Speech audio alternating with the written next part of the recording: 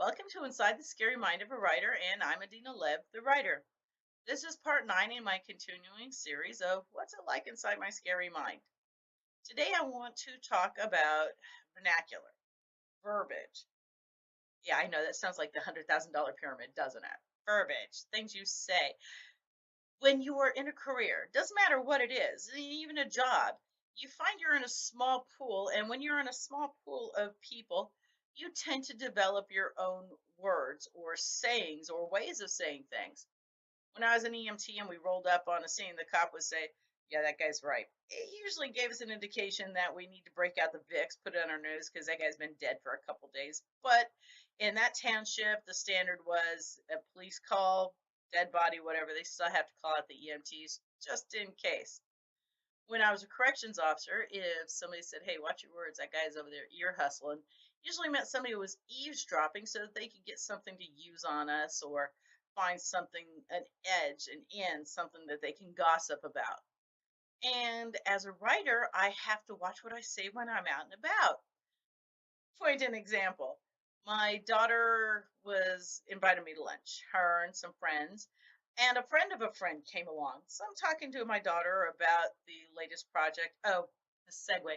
I can't use I Will Survive for that because it has been used in a suspense novel somewhere. So I have to come up with a different title. I'm still not stuck on Freedom Plan. I still like Crowbar and a Velvet Glove, but as the story evolves, I'm finding more and more that it doesn't really work for me. So, back to the other thing before the segue. We're sitting around talking about the project, and I told her I can't find anybody to kill. The girl across from me, the friend of a friend, her mouth just went, she looked shocked.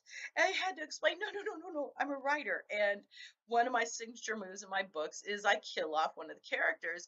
And right now, I can't bring myself to kill off any of the characters because I like the characters. And she said, "Oh, thank goodness. I thought you were a serial killer or some kind of contract killer or something." No, no, no, no. I'm just a writer. And one of my signature moves, blah, blah, blah.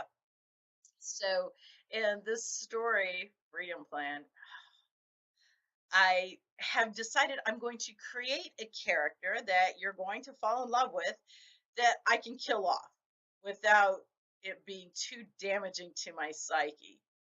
Like I said earlier, I if I can write it where I'm crying, then I've done my job right. I don't want to hurt myself. I'm not a masochist. But I guess it makes me a sadist if I want everybody to cry when they read who I kill. Okay, I gotta put a couple characters in there because if you watch this and then you read the book, you're gonna figure out right away who I'm going to kill, and then the surprise is gone. So, hey, I got a new challenge for this book. Put in another character that you're gonna like that's going to get killed, and then it'll keep you guessing until they get killed. Ah! Yes, that is how my scary mind works. I come up with an idea and I run with it. Now I've got two characters. I'm going to let you guys figure out who's going to get killed.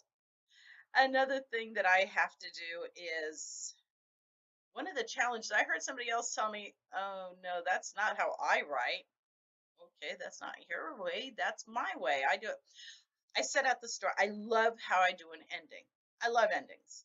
And then I have to backtrack, figure out how am I going to begin this story to get to this ending. And then as I outline it, I set the outline. How many days should it take for this story to go from beginning to end? Not for you to read it, but for the actual characters to get from point A to the end. So I do that. I figure out how many days. And then I figure out and outline what's going to happen on each day.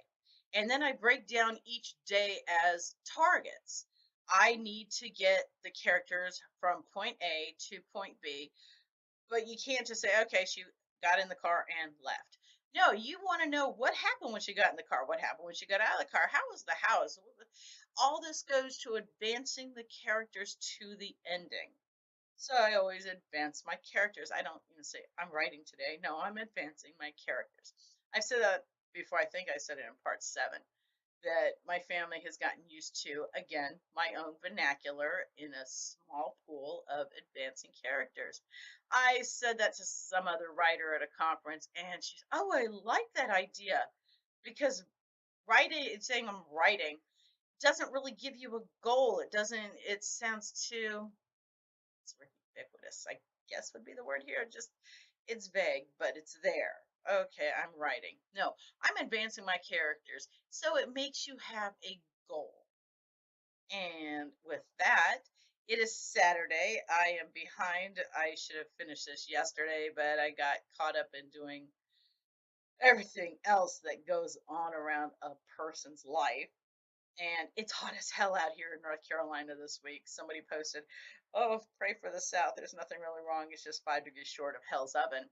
Yeah, it's been like that. So everything gets done first thing in the morning. And by the afternoon, you can get the inside work done and adventure characters. So, with that, I am going to say goodbye until next week, and I hope you have a very good weekend. This has been Inside the Scary Mind of a Writer. Oh, I have to say this. If you like this video, thumbs up. If you didn't like this video, thumbs down. And if you can, tell me why. And if you liked it or didn't like it, please share this. And a shout out to my sister in law, Judy, who finally sat down and watched all 8 of these back to back. Props. All the claps there, Judy. Love you. All right, people, I will talk to you all next week, and you have a very good time.